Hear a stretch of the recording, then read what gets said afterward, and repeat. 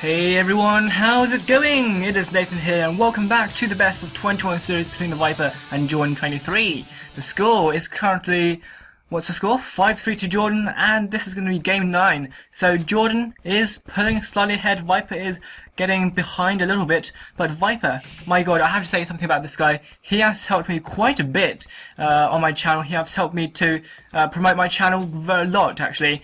It's been really nice. I've gained so many subscribers in like a whole one day, and it's been really nice. It's all thanks to this guy, and man, it's great to have such a high level, top rated, high profile player just to support you and promote you and just have the backing you need to just grow your channel. And it's been really nice. I'm so grateful for Viper.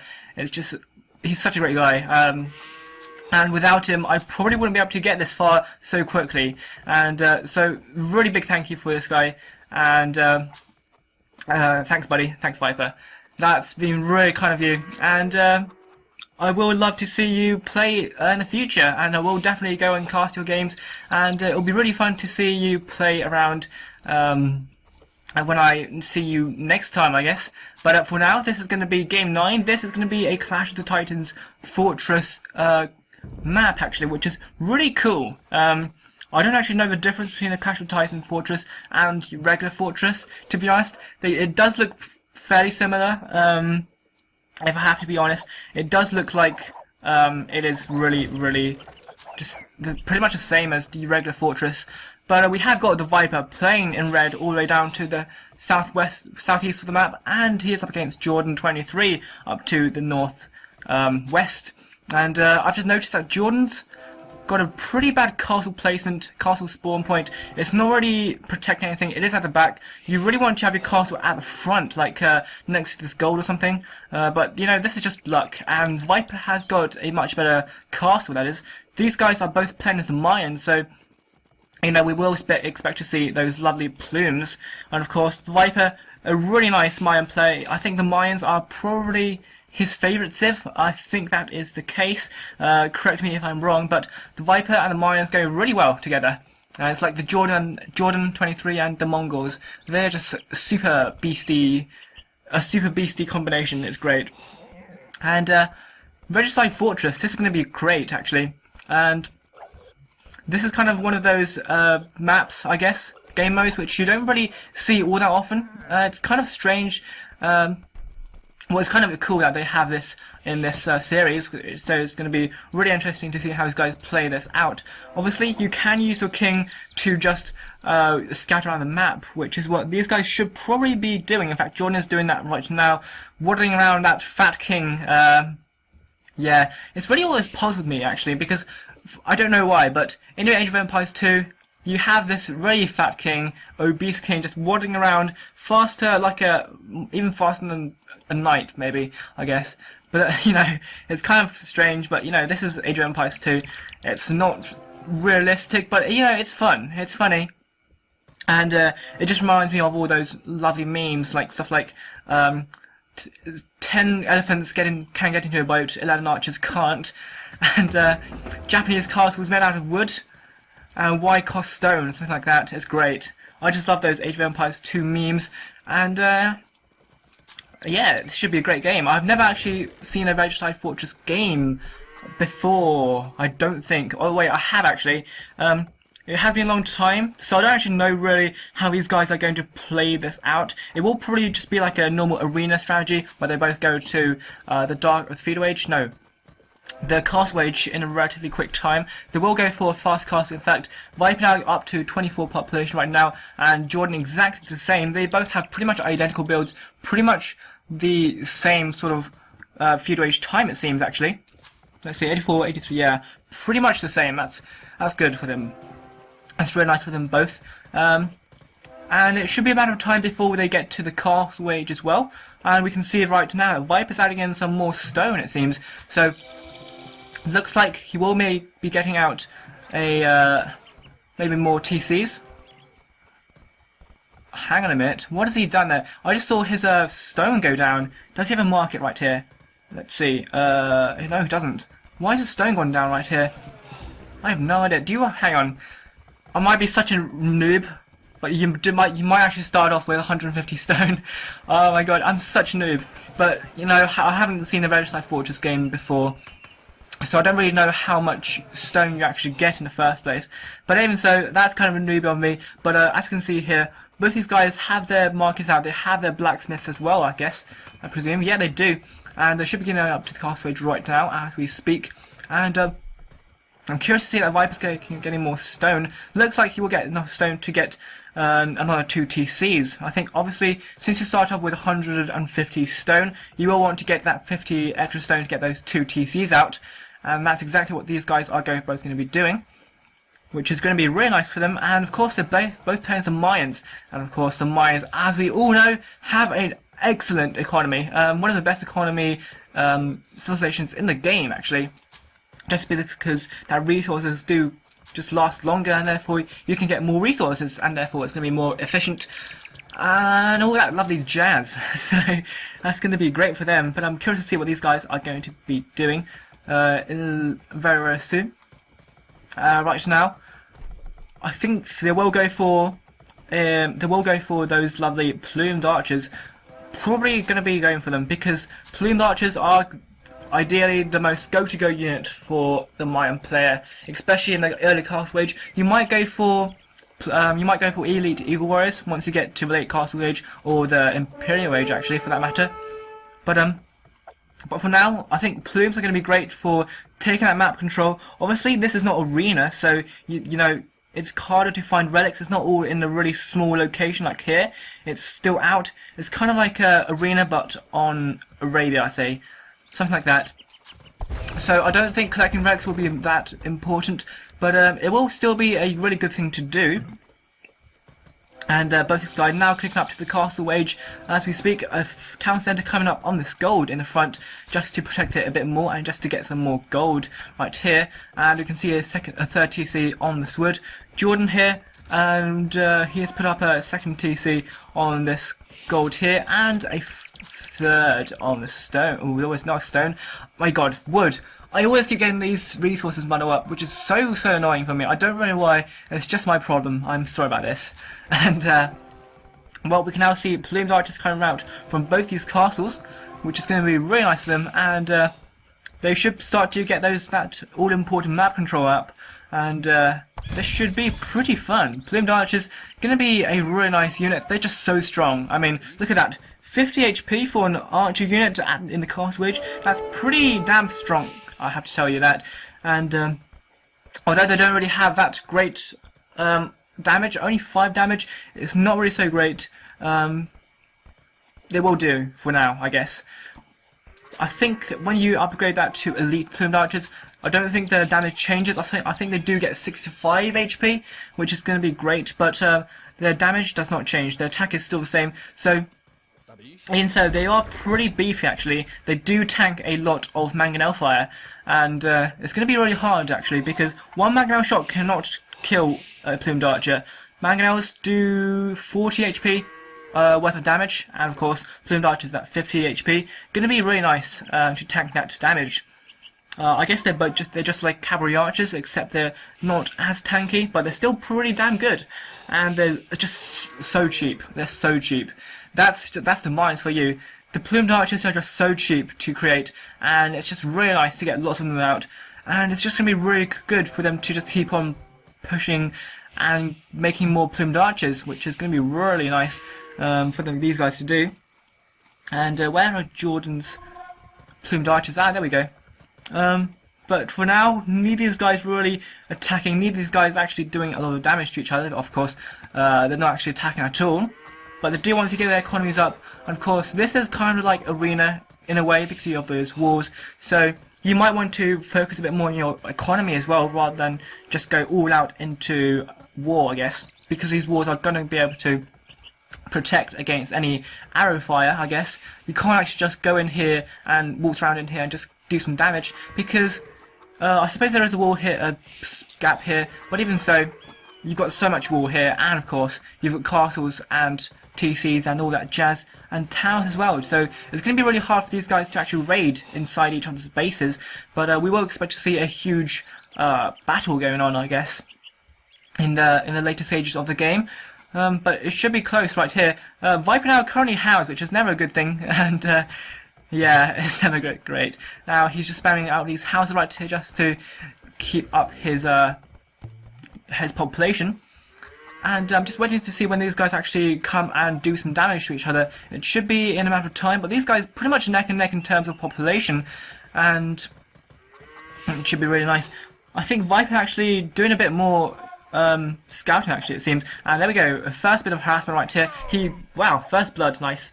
Nice. First blood goes to the Viper, and well, that's good for him. It does mean that he will get that tiny bit of advantage, although it isn't such a big deal because that's just one villager, and well, he isn't been able to get back in, or get in in the first place, because Jordan is completely walled right here, and that is pretty much the only spot which is kind of hard to get through. There's a tower here which is going to be really easy for Jordan to actually garrison in, and of course there is this town centre right here on the front as well.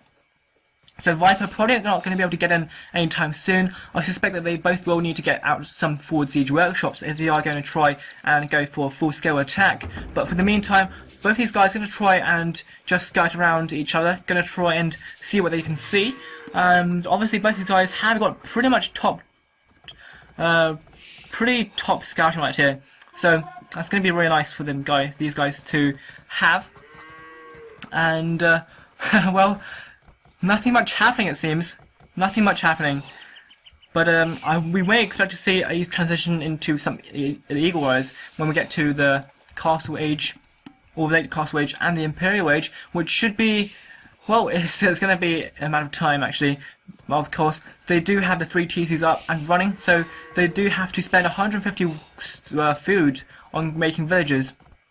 And it'll be curious to see when they make a 4th TC. Obviously, as a mine, that's a really nice thing to do, actually. And, well, nothing at the moment, but we do have this little engagement right here. Both these guys losing one elite plumed archer each right here. But of course, this tower is going to be shooting some damage, and Viper needs to go back, and is actually going to be trying to go on this hill, which is never a good thing to do. But of course, he's not going to try and do that. And of course, we want to see a forward siege workshop very soon indeed, but for the time being, it doesn't look like it's happening. Of course, both these guys investing quite heavily into plumed archers, so they are investing lots of wood into these guys. Even though they are cheap, they do still cost quite a lot in terms of their numbers, I guess. So it should be great to see when they get forward siege workshops up, and a mangonel. A mangonel will be great. And of course, the plumed archers are going to be able to tank the mangonel fire, and they are going to be a lot easier to micro than crossbows, for example, because they're just so fast. And, well, at the moment, not doing a whole lot of damage right now. And there we go, siege workshop coming up for Jordan 23, and I don't see anything from the Viper yet, but he is getting a forward villager, which does mean that he will be able to put up a, yeah, there we go, a siege workshop right here. So these guys are going to get a bit more aggressive, it seems, and it should be pretty interesting to see how a mangonel is going to be able to affect these archers, these plumed archers. And Viper now going to be able to do some more damage than Jordan, because he was fighting on top of a hill, and Viper did a bit more damage right there, but he looks like he did actually lose a plumed archer that was already low on health. But these guys are both going to try and cling onto each other's hills, or cling onto their own hills, little elevations right here. So I think this might be the main focal point of the entire battle, actually, because at the moment these guys clinging onto their respective hills, not really doing a whole lot of damage. Neither of these guys are going to try and attack each other, because of course that's just a bit too risky for the time being. But both these guys are going to try and get out their mangonels, and that's going to be great for holding positions. That's going to be great for killing off archers. But we will expect to see some more stone coming in for both these guys. In fact, we are. And stone means castles, and I think both these guys are going to be putting their castles up on the front very soon indeed. Viper on a staggered formation, wide formation. That's going to be good for dodging those mangonel shots. But Viper Oh, losing that mangonel was so close, but wow, very nice indeed. Sniping off that mangonel from Jordan, and Viper probably wants to get this mangonel back into the action because he's losing quite a lot of archers right here on the base of this hill, and that's not great for him. But of course, he does need to try and regroup. He has 2 mangonels right here on the front, so he can actually do a lot more damage, a lot more potential damage it seems. But of course, even though fighting your opponent on the base of the hill is never an ideal thing to do. He could try to scan around the edges and go for like a flank, go and flank Jordan. It could be a good idea for him to do. But oh, nicely done indeed. Jordan managed to actually kill off that monk, which is trying to get a relic. Nice stuff indeed. But there we go. Forward castle coming up for Viper. That's a nice position, I have to tell you that. It's right in the middle, pretty much, and it's going to be great for just focusing down. I can make this act as a staging round for attacks. And I feel like Jordan should be able to get this wreck nicely and safely because he has got the Seagull Warrior right here just patrolling around. It should be a matter of time before he gets out a monastery. And there you go. Jordan looks like he's going to try and go around the edge, it seems, but Viper coming in around the front. He might lose quite a lot of villagers. Oh man, this is bad for Viper. He's lost so many plumed archers right there. That was very bad indeed. Very kind of messy as well. He must have lost about 10 plumed archers. But same goes for Jordan maybe. Oh, that was pretty damn close. And Viper now with 3 mangonels. That's great for him. And if they can just land their shots, if Viper could land his shots, then that's going to be able to really nice. That's going to be really nice for him. He will be able to absolutely flatten these guys from Jordan. But for the time being, nothing much. But wow, Viper lost so many plumed archers right there. 2 really nice shots from Jordan. And both these guys now clicking up to the Imperial Age. I haven't actually even noticed that right there. But 2 4 Zeech workshops from Viper now. Looks like he will be getting that orange upgrade, it seems actually, because he's got so many mangonels right here. Really nice stuff from him. And another castle right at the back. And looks like he does want to get that plumed archer production up and running as much as possible. And I don't know how much plumed archers do cost, but they are of course really cheap to create, and that's going to be good for them. Now battering rams are coming up for Viper, and a Jordan round here with an outpost. Let's see what he can actually see. He can see there are 2, well, at least 3 siege workshops and a castle right here. So it's going to be really difficult to actually engage, but another castle coming up on the front for Jordan, and of course this outpost is actually really useful as well. Actually, it's going to be able to see when Viper's going to try and attack him, and of course he does know that there's something in the siege workshop. It could be rams, it could be mangonels, but of course we do know that it is. There are rams in here, so it looks like it could be the fact that Viper is going to try and ram rush this castle. But both these guys now getting to the Imperial Age. Jordan getting up slightly early, it seems. And we will expect to see those lovely elite plumed arch upgrades. Just a little bit. I don't think these guys actually have enough just yet. But, well, let's see. Conscription has been done at 53%. And trebuchet coming out. That's very expensive stuff indeed. Expected. And this should be a pretty cool battle, actually. In fact, this does seem a bit like a game 2 actually. I remember in game 2, Viper playing as the Mayans, Jordan was playing as the Huns actually, and they both had their lots of castles, lots of siege workshops right here, and this is an all-out siege it seems. And my god, another castle, a 5th castle right here for Jordan. This is absolutely insane right here. My god. Jordan 23 with 3 castles out here on the front. Viper right here with only 1 at the moment. He has got a second one right here just to protect this gold. But this could be bad for Viper because Viper now, he has got capped ram though, and although he could try to ram rush this castle, it could be difficult because there are of course mangonels here. 3 mangonels is going to be really easy to destroy the rams, and of course they are now onagers. So doing 50 damage each, that's pretty darn good for them. And Viper actually with 151 population, that's 20 more than Jordan actually, which is kind of strange. It might be because he has got a larger eco. It does look like he does have a larger eco, I have to say. But he does seem to Well, let's actually see what they have got. 23 archers for Jordan, and Viper with 34 plumed archers, so he has got a lot more plumed archers, but they are kind of out of the way. But then again, so is Jordan, and Viper's going to be able to destroy what's left of Jordan's army down here. He's going to be trapped, which is never going to be great, but he may even actually get some villagers whilst he goes down. And Viper going to have to try and GB, otherwise he'll lose a couple of villagers. 2 villagers gone down, which is going to be great for him, but even so, his entire army has been completely wiped out, and Viper is going to have to try and go out to the front, otherwise his main front base is going to get completely destroyed. And we've got a really nice treble out here, and I wouldn't be surprised if these guys both bring their oranges and rams and stuff, and all that siege, to just destroy these trebs. Because right now it is just a treble, but it's really fun to watch. I just love seeing trebles out here. It's really great to watch, actually. It's a very CG thing to do, and yeah, it's great. I love it.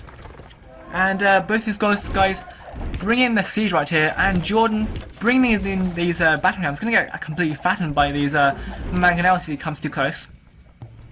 But both these guys now with lots of trebuchets, but my god, Jordan with so many plumes, he can actually try and go down back maybe, and just try and go and hit this gold.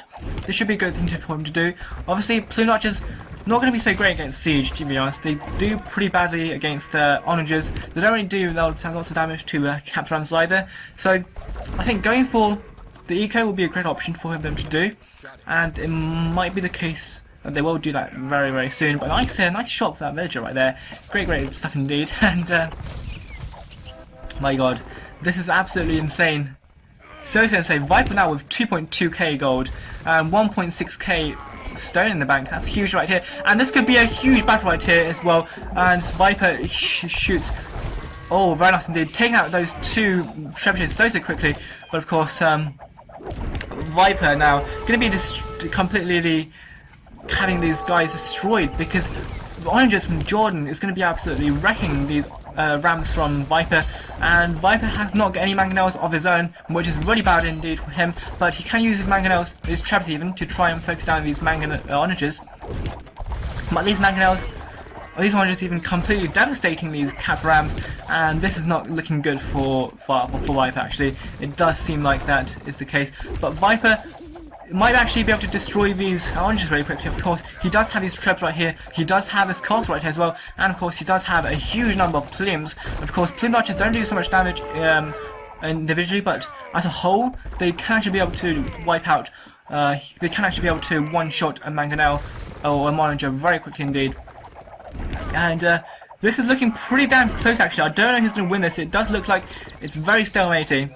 And oh my god, both these guys taking pretty heavy casualties right here, but in terms of the population count for of plumed archers, Viper has got a ton more plumed archers, and he is going to be able to destroy this campground pretty quickly actually, because of the sheer number of plumed archers he has got.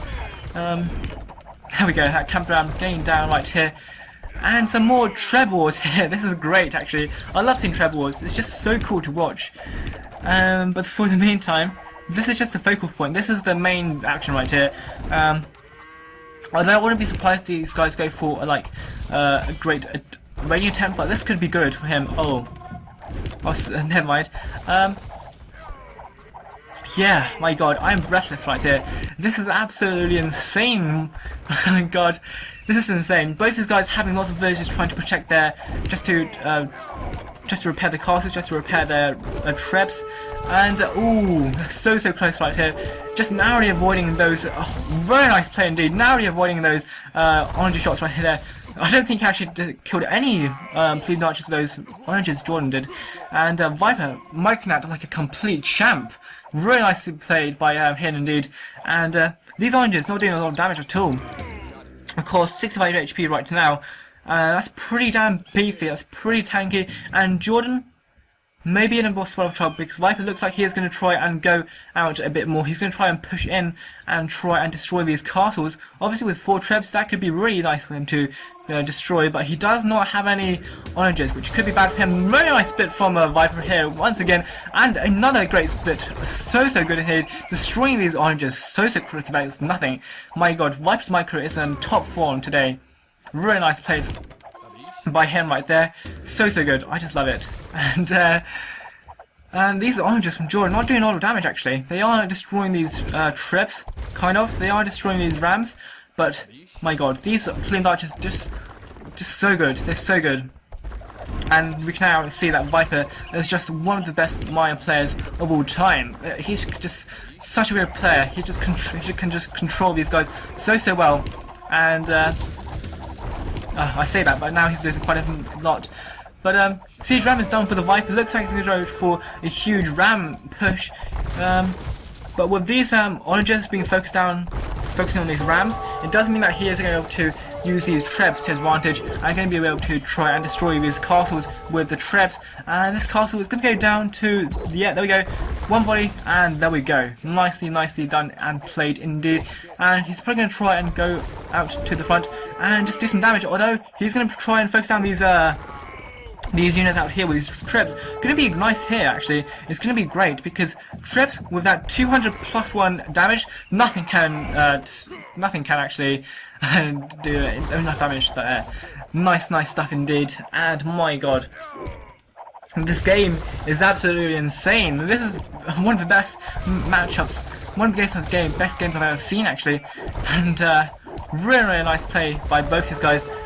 And Jordan now saying GG actually, which is kind of actually a bit abrupt, I have to say, but it does look like Viper did have the upper hand. In fact, he does have a 2k score advantage actually, and my god, I think Viper, with these 4 rams, with these 4 trebs over here, he could be able to just destroy these castles so easily, because well, these siege rams going to be soaking up lots of arrow fire from our plumed archers, and although they will get killed by these onagers, it just leaves these trebuchets to come through and destroy these castles, and that's something which Viper has got, and that's something which Jordan does not have got, even. And my god, there we go. There's the Mayan Regicide Fortress War right here. This has been game 9, and the score now going to be going towards still Jordan's favour, but now it's currently 5-4 to Jordan, and Viper is closing in once again. This is an absolutely insane match, and it's an absolutely insane series so far. But for now, this has been NKZStryker Nathan, and I'm out.